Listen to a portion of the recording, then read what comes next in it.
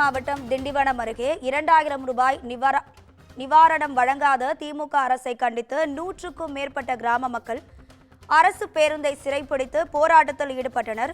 இது தொடர்பான கூடுதல் தகவல்களை தருவதற்காக நமது செய்தியாளர் கலிஃபத்துல்லா இணைப்பில் இருக்கிறார். வணக்கம் கலிஃபத்துல்லா, மக்களோட முக்கிய கோரிக்கை என்னவா இருக்கு? காவல்துறையினர் எப்படிப்பட்ட பேச்சுவார்த்தை நடத்தினாங்க? உங்க தகவல்களை சொல்லுங்க. வணக்கம்.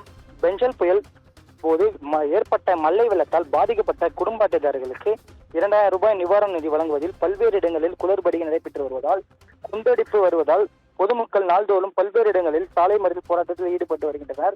அதன்படி விழுப்புரம் மாவட்டம் திண்டிவனம் அருகே உள்ள டீப்பரங்கனி கிராமத்தில் வசித்து வரும் வெள்ளத்தால் பாதிக்கப்பட்ட மக்களுக்கு 2000 ரூபாய் நிவாரண நிதி டீப்பரங்கனி கிராம மக்கள் 100க்கும் மேற்பட்டோர் ஒன்று கூடி குப்பையிலிருந்து திண்டிவனம் நோக்கி சென்ற அரசு டவுன் பஸ்ஸை சிறைப்பிடித்து போராட்டத்தில் ஈடுபட்டு வருகின்றனர்.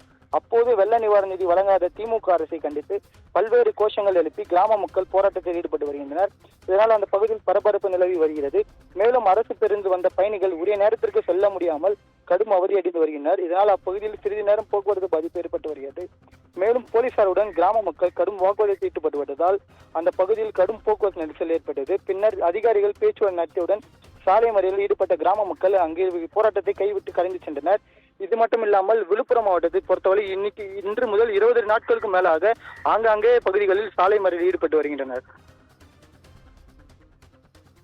உங்க தகவல்களுக்கு நன்றி கலிஃபத்துல்லா.